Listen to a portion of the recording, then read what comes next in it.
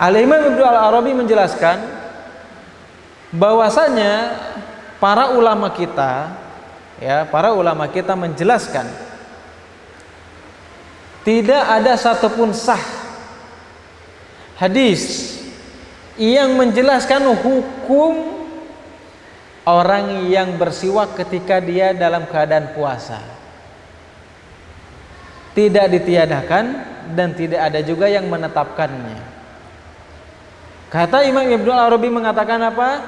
Hadis itu menjelaskan bahwasanya Nabi Shallallahu Alaihi Wasallam menjelaskan atau menganjurkan kita untuk bersiwak itu ketika hendak berpuasa, ketika hendak sholat atau ketika hendak wudu, itu secara umum tidak dijelaskan baik kita sedang puasa ataupun tidak puasa.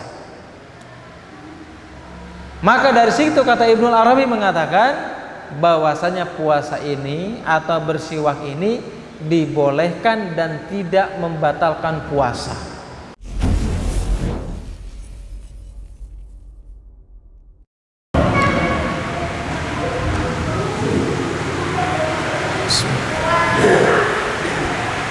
Assalamualaikum warahmatullahi wabarakatuh. Innal hamdalillah nahmaduhu ta'ala wa nasta'inuhu wa nastaghfiruh wa na'udzu billahi min shururi anfusina wa min sayyiati a'malina may yahdihillahu fala mudilla lahu wa may yudlil fala hadiya lahu asyhadu an la ilaha illallah wahdahu la syarika lahu wa asyhadu anna Muhammadan abduhu wa rasuluhu alladzi la nabiyya ba'dahu. Qala Allah ta'ala fi kitabihil karim, ya ayyuhalladzina amanu taqullaha haqqa tuqatih wa la tamutunna illa wa antum muslimun. Ya ayyuhan nasu taqu rabbakum alladzi khalaqakum min nafsin wahidah wa khalaqa minha zawjaha wa batha minhuma rijalan katsiran wa nisaa'a wattaqullaha alladzi tasaaluna bihi wal arham innallaha kana 'alaikum raqiba. Ya ayyuhalladzina amanu taqullaha wa qulu qawlan sadida yuslih lakum a'malakum wa yaghfir lakum dzunubakum wa may yuti'illaha wa rasulahu faqad faza fawzan 'azima. Amma ba'du. Alhamdulillah, segala puji hanya milik Allah Subhanahu wa taala. Salawat dan salam tidak lupa senantiasa kita curahkan kepada nabi kita Nabi Muhammad sallallahu alaihi wasallam beserta keluarganya, sahabatnya, tabi'in, tabi'ut tabi'in dan para pengikutnya yang senantiasa istiqomah di atas sunnahnya Nabi Muhammad sallallahu alaihi wasallam hingga akhir zaman. Di pertemuan yang sebelumnya kita sudah selesai membahas tentang hal-hal yang membatalkan puasa. Begitu juga di pertemuan yang sebelumnya kita juga sudah membahas bahwasanya hal-hal yang membatalkan puasa itu akan membatalkan puasa apabila dilakukan seseorang dan di dalamnya terpenuhi dengan beberapa syarat. Meskipun orang melakukan hal yang membatalkan puasa tetapi tidak memenuhi syarat di dalamnya, maka puasanya tidak batal. Di antara syarat yang harus dipenuhi atau yang menjadikan seseorang itu puasa itu batal ada berapa syarat? Ada yang ingat nggak? Meskipun sebagian nggak pada hadir ini. Syarat yang menentukan bahwasanya puasa tersebut atau puasa seseorang itu batal. Ada syaratnya kan? Contoh misalkan berhubungan badan itu membatalkan puasa apa enggak? Membatalkan. Kapan ini berhubungan suami istri, mau makan ataupun minum, mau muntah dengan sengaja, mau selain haid dan nifas, ini kapan ini bisa jadi batal? Ini kapan? Kapan dilakukannya? maksudnya ini bukan waktunya, syaratnya. Ada ingat nggak? Ada 3 kemarin kalau nggak salah. Syaratnya itu ada 3. Yang pertama apa? Ada ingat nggak? Pembatal puasa itu bisa menjatuhkan atau bisa membatalkan puasa ketika terpenuhi syaratnya. Yang pertama apa? Ketika seseorang mengetahui ilmunya atau hukumnya dan dia melanggarnya. Tahu itu membatalkan puasa dan dia melanggarnya. Ya, tahu berhubungan intim di siang hari, makan dan minum dan yang lainnya, itu membatalkan puasa, tahu hukumnya. Kemudian mereka melanggarnya, maka itu salah satu syarat jatuhnya puasa seseorang batal. Kemudian syarat yang kedua apa? Dilakukan dengan sengaja atau diniatkan. Ya, dilakukan dengan sengaja, bukan tanpa sengaja. Yang ketiga, dilakukan atas kehendaknya. Ya, kalau dilakukan atas kehendaknya untuk melakukan perkara yang membatalkan puasa, maka puasanya batal. Tetapi kalau seseorang dipaksa untuk melakukannya, ya, kemarin contohnya sama saya dijelaskan tentang masalah prank, ya kan?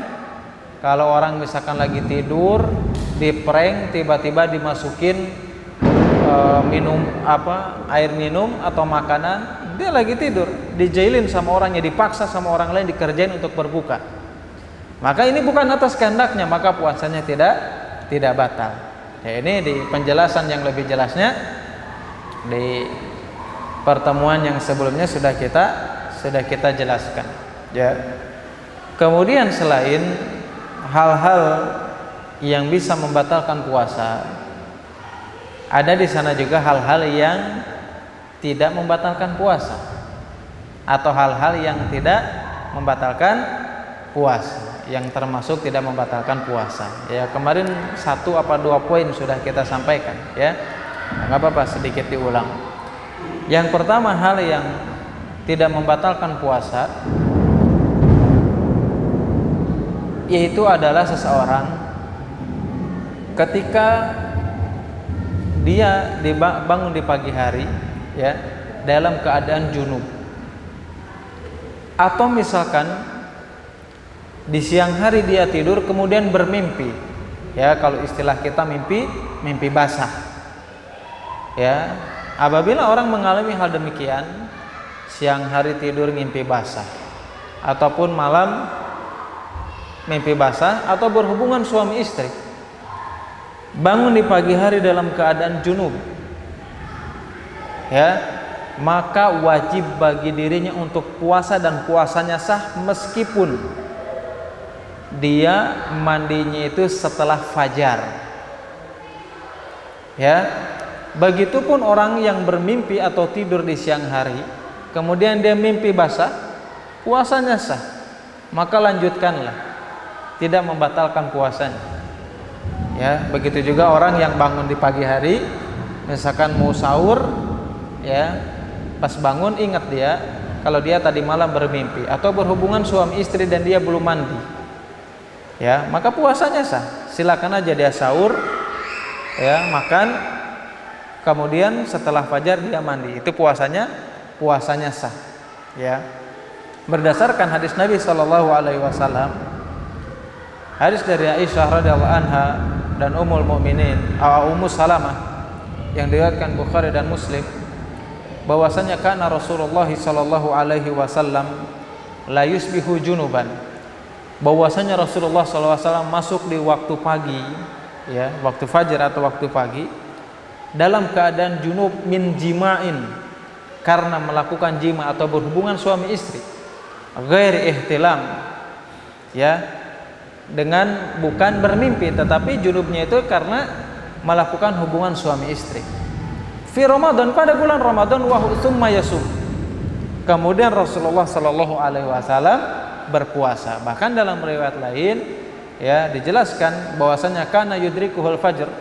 Rasulullah sallallahu alaihi wasallam masuk di waktu pagi itu wa huwa junub, dalam keadaan junub, ya, dalam keadaan dalam keadaan junub, ya. Min ahlihi, karena berhubungan suami istri.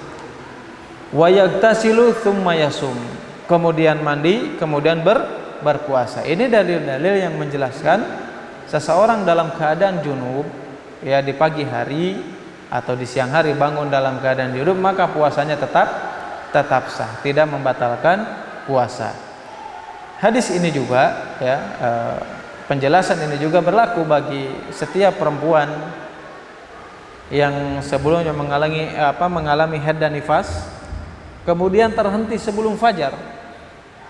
Dia sudah yakin terhenti, ini sudah bersih sebelum fajar. Pas bangun dia sudah bersih, ya, sebelum fajar, maka wajib baginya itu untuk berpuasa, meskipun mandinya dilakukan setelah fajar. Ya, ini juga berlaku untuk perempuan, bukan hanya sekedar laki-laki. Kemudian yang kedua, yang termasuk hal yang tidak membatalkan puasa, ya, yang kedua adalah yaitu memeluk atau mencium pasangan suami istri. Ini dibolehkan, ya, ini dibolehkan dan tidak membatalkan puasa kapan? Selama seseorang mampu menahan syahwatnya dan tidak mengeluarkan air mani. Dibolehkan, ya, mau mencium, mau memeluk istrinya, silakan saja, selama dia bisa menahan syahwatnya dan mampu menahan tidak mengeluarkan air maninya. Berdasarkan hadis Aisyah radhiyallahu anha yang diriwayatkan Bukhari dan Muslim, kana Nabi sallallahu alaihi wasallam yuqabbilu wa huwa shaimun wa yubashiru wa huwa shaimun walakinahu amlakukum liirbihi.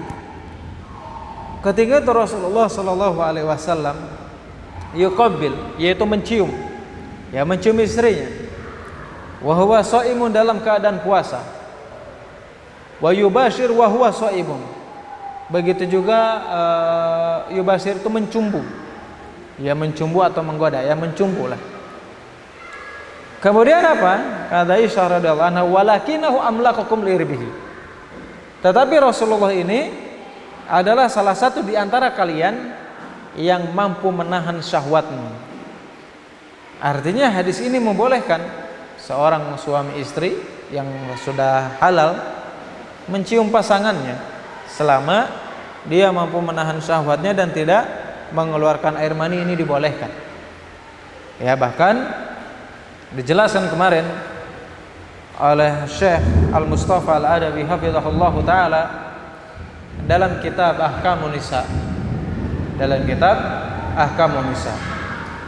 apabila seseorang mencium pasangannya kemudian keluar air madhi. Air madhi adalah air yang keluar ketika syahwat seseorang memuncak, yaitu air madhi itu adalah air yang keluar sebelum mani keluar. Maka kata Syekh Mustafa Al-Adawi dalam kitab Ahkamun Nisa, maka puasanya sah, tidak batal, kecuali apabila seseorang keluar darinya air mani, maka puasanya wajib harus diganti di hari yang lain. Bahkan para ulama yang lain menganjurkan apa? Wajibnya bagi dia untuk bertobat, menyesali apa yang dia lakukan karena dia tidak mampu menahan syahwatnya. Kenapa? Karena tujuan di antara puasa apa? Yaitu adalah untuk menahan syahwat, ya. Kemudian dijelaskan juga oleh para ulama, di antaranya Syekh Al-Utsaimin rahimahullahu taala, ada poin-poin seseorang ketika mencium pasangannya.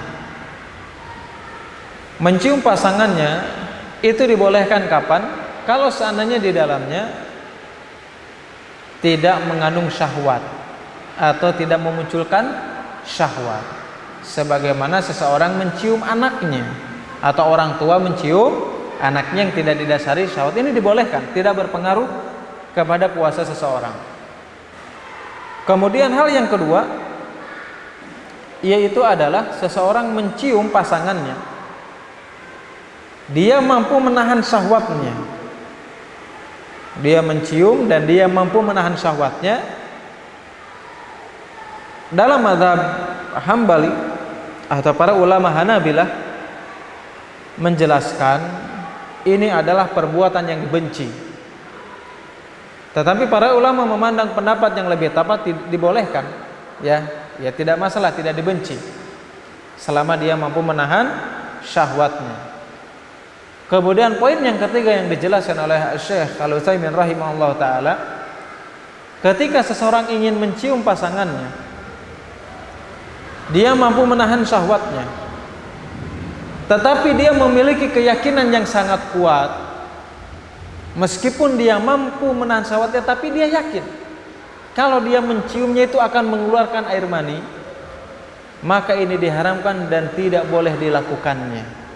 Ya, kemarin sampai di situ ya kalau nggak salah ya. Kemudian hal yang ketiga, di antara satu hal atau hal yang tidak membatalkan puasa adalah dalam sebuah hadis Nabi Shallallahu Alaihi Wasallam yang diriwayatkan dari Tirmidzi, Abu Dawud dan yang lainnya. Hadis dari Abu Bakar bin Abdurrahman dan dari sahabat yang lainnya, yaitu perihal tentang seseorang yang menceburkan badannya atau membasahi badannya atau mengguyur kepalanya dengan air. Ini adalah hal yang tidak membatalkan puasa. Nabi SAW melalui hadis tadi dari Abu Bakar bin Abdurrahman dan sahabat yang lainnya yang diriwayatkan Tirmidzi dan yang lainnya, kana ra'aitu Rasulullah SAW ya bil araj. Dulu kami pernah melihat Rasulullah SAW di araj, yaitu suatu tempat di araj, yasubu ala ra'sihi ma'an. Rasulullah SAW menyiram kepalanya dengan air, ya, menyiram wajahnya dan kepalanya dengan air. Wa huwa shaimun, beliau dalam keadaan puasa. Kenapa beliau menyiramnya? Minal atosyi wa minal har, karena Rasulullah SAW ingin menghilangkan rasa haus dan rasa dahaganya. Maka hadis ini menjelaskan ketika seseorang merasakan panas sangat, ya, panas yang sangat, misalkan lagi sedang puasa atau dalam perjalanan, ingin hilang rasa hausnya, menyiram kepalanya dengan segayung air atau itu nggak masalah. Ini nggak membatalkan puasa selama mulutnya nggak dibuka dengan sengaja. Kecuali dengan dibuka dengan sengaja, gitu kan, itu beda lagi, ya. Makanya dalam kitab Sahih Al-Bukhari, Hasan Al-Basri menjelaskan, ya, seseorang dibolehkan, ya, untuk membasahi badannya, untuk mengguyur badannya ketika dia dalam menjalankan puasa. Bahkan Al-Imam Bukhari rahimahullah taala dalam kitab Sahih Al-Bukhari ketika menjelaskan bab orang yang berpuasa atau mandinya orang yang berpuasa, di situ di dalamnya dijelaskan tentang Ibnu Umar radhiyallahu anhuma, yang mana beliau ketika sedang berpuasa membasahi pakaiannya kemudian dipakaikannya. Nah, ini banyak dalil-dalil yang menjelaskan bolehnya seseorang membasahi badannya atau mengguyur kepalanya untuk menghilangkan haus dan dahaga. Ya, jadi sudah sampai berapa? 3. Kemudian yang keempat, ya, yang termasuk hal-hal yang tidak membatalkan puasa, yang keempat yaitu adalah mencicipi makanan. Ya, berdasarkan hadis Nabi Shallallahu Alaihi Wasallam dari Ibnu Abbas radhiyallahu anhuma, la ba'sa an yaduqal khalla malam yadhul halqahu wa huwa shaimun. Dalam hadis tersebut dikatakan la ba'sa an yaduqal khalla au syai, tidak mengapa seseorang mencicipi cuka. Khal itu cuka, ya, cuka, au syai atau sesuatu. Ini dalam keadaan puasa. Jadi mencicipi sesuatu dalam keadaan puasa dibolehkan. Malam yadhul halqahu, selama apa yang kita cicipi itu tidak masuk kepada kerongkongan, ini dibolehkan. Ya, bahkan Syekhul Islam Ibnu Taimiyah rahimahullahu taala dalam kitab Majmu' al-Fatawa beliau menjelaskannya. Apabila seseorang mencicipi makanan tanpa tujuan, maka hal ini dibenci meskipun tidak membatalkan puasa. Tetapi apabila seseorang mencicipi makanan dengan sebab tujuan, maka ini dibolehkan. Ya, maka ini dibolehkan. Ya, bahkan para ulama juga ada yang merinci sampai tiga kondisi. Kalau seandainya mencicipi dengan tujuan dibolehkan, kalau hanya sekedar iseng-iseng maka ini dibenci. Kalau seandainya tujuannya ya tidak jelas dan sebagainya, maka ini dilarang. Ya, dilarang karena ini bisa menyebabkan apa? Makanan yang kita cicipi ini bisa masuk ke dalam mulut kita masing-masing. Ya. Kemudian di antara hal yang termasuk tidak membatalkan puasa, yaitu adalah hal tentang berkumur-kumur. Ya, ada mungkin beberapa bulan yang lalu ke saya ada yang bertanya, nggak tahu apa namanya, saya juga nggak tahu beliau ini mengikuti salah satu madhab mana, saya juga kurang paham. Jadi kalau setiap sholat, ya, tiap wudu mau sholat, beliau nggak pernah berkumur-kumur, nggak pernah juga mencuci hidungnya. Kenapa? Katanya itu membatalkan puasa. Padahal berkumur-kumur, ya, dalam sebuah hadis Nabi Sallallahu Alaihi Wasallam, hadis dari Laqit bin Sabirah, bahwasanya Nabi Sallallahu Alaihi Wasallam menjelaskan, wabalik fil istinsyak illa antakuna sha'iman. Ya, Nabi Sallallahu Alaihi Wasallam mengatakan apa? Wabalik fil istinsyak illa antakuna sha'iman. Bersungguh-sungguhlah kalian dalam berkumur-kumur. Kemudian dalam apa? Memasukkan air ke dalam hidung. Illa antakuna sha'iman. Kecuali kalian dalam keadaan puasa. Hadis ini ya mengatakan bersungguh-sungguhlah kalian ketika berkumur-kumur. Dalam kitab Al-Mughni Al-Muhtaj, Asy-Syarbini menjelaskan bersungguh-sungguh di sini adalah memasukkan air ke dalam hidung, kemudian memasukkan air ke dalam mulut sampai langit-langit mulut ini terbasahi. Kenapa harus bersungguh-sungguh?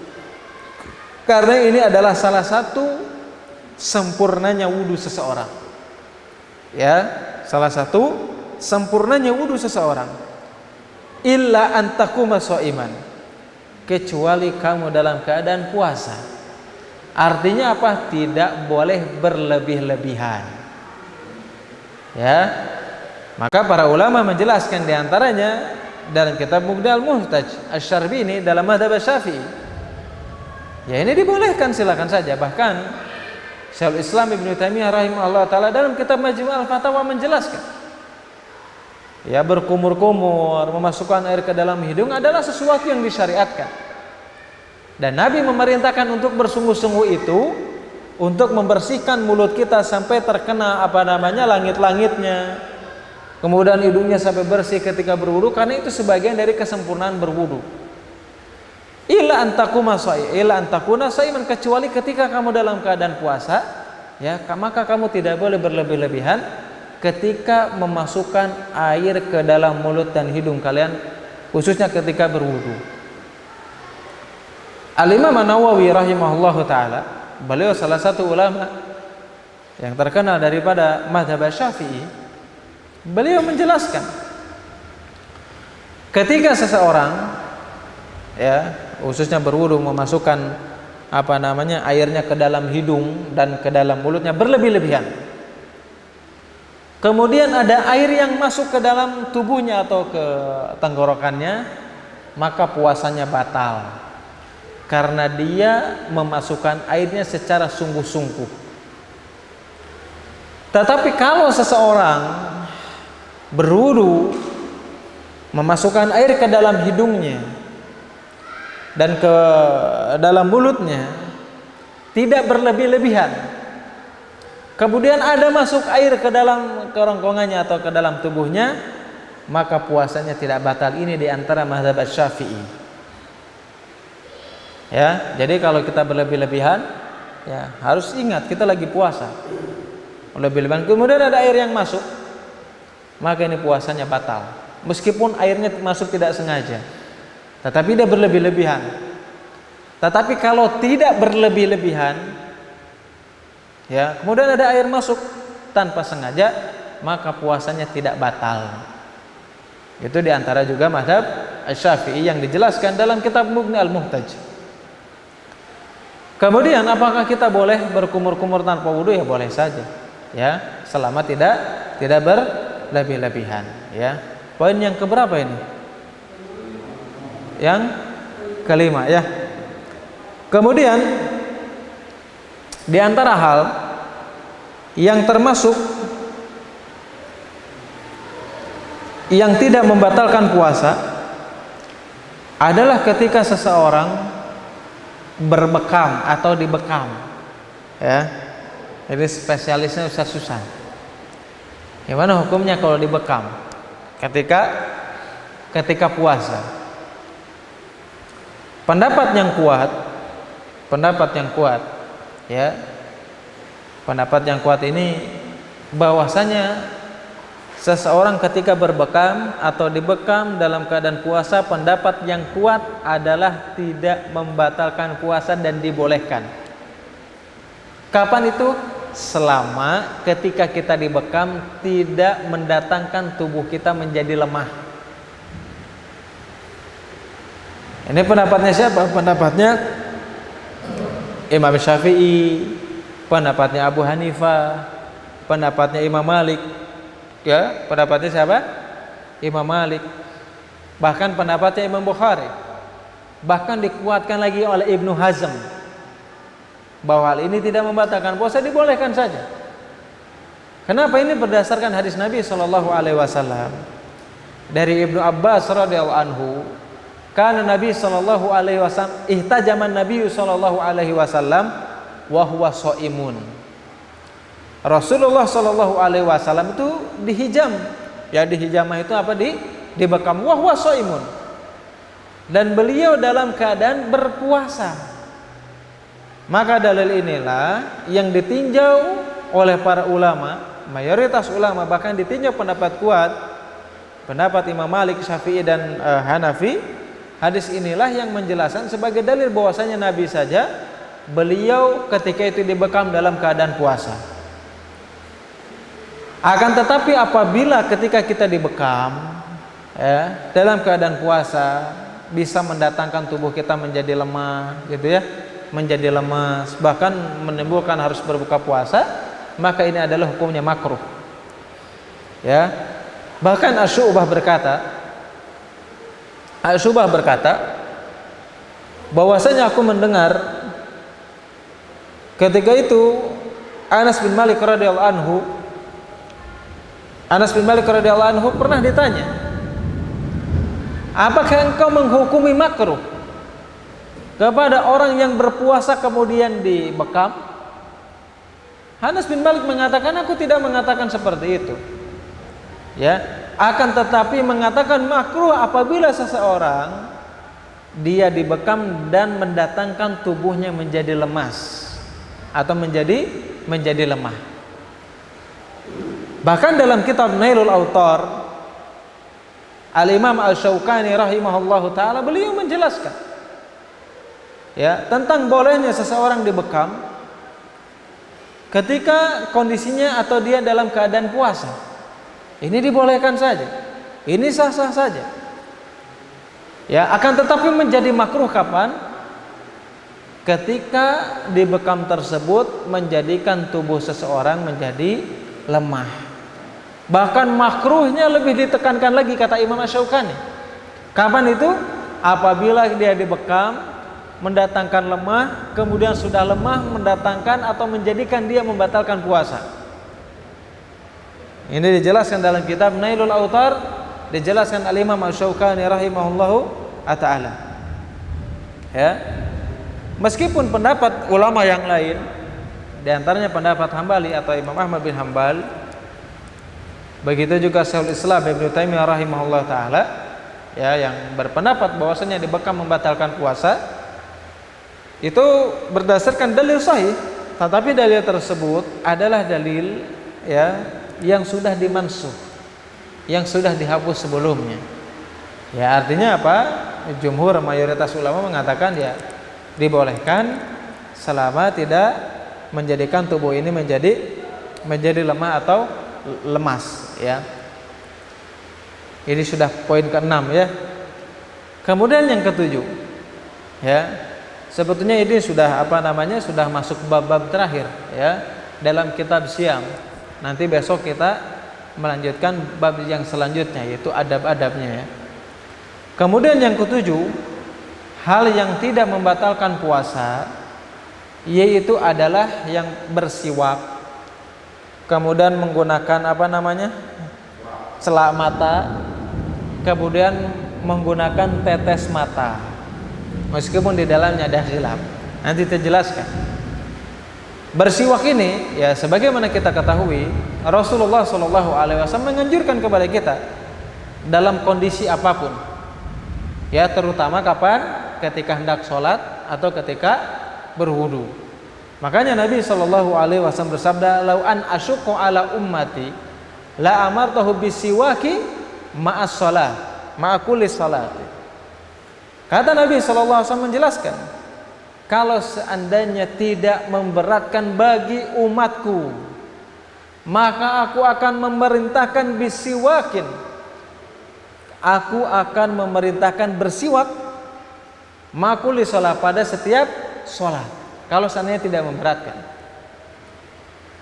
Al-Imam Ibnul Arabi menjelaskan, ketika menjelaskan hadis tersebut, Al-Imam Ibnul Arabi menjelaskan bahwasanya para ulama kita, ya, para ulama kita menjelaskan tidak ada satupun sah hadis yang menjelaskan hukum orang yang bersiwak ketika dia dalam keadaan puasa. Tidak ditiadakan dan tidak ada juga yang menetapkannya. Kata Imam Ibnul Arabi mengatakan apa? Hadis itu menjelaskan bahwasanya Nabi SAW menjelaskan atau menganjurkan kita untuk bersiwak itu ketika hendak berpuasa, ketika hendak sholat atau ketika hendak wudu. Itu secara umum tidak dijelaskan baik kita sedang puasa ataupun tidak puasa. Maka dari situ kata Ibnul Arabi mengatakan bahwasanya puasa ini atau bersiwak ini dibolehkan dan tidak membatalkan puasa. Ya, bahkan ini diikuti oleh siapa? Oleh pendapatnya Imam Bukhari juga, bahkan oleh murid-muridnya Ibnul Qayyim, bahkan oleh Abu Hanifah dan yang lainnya. Ya, maka bersiwak ini tidak membatalkan puasa. Yang jadi pertanyaan, apakah sama antara siwak dengan pasta gigi? Ya, secara hukum pasta gigi ini dihukumi sebagaimana siwak.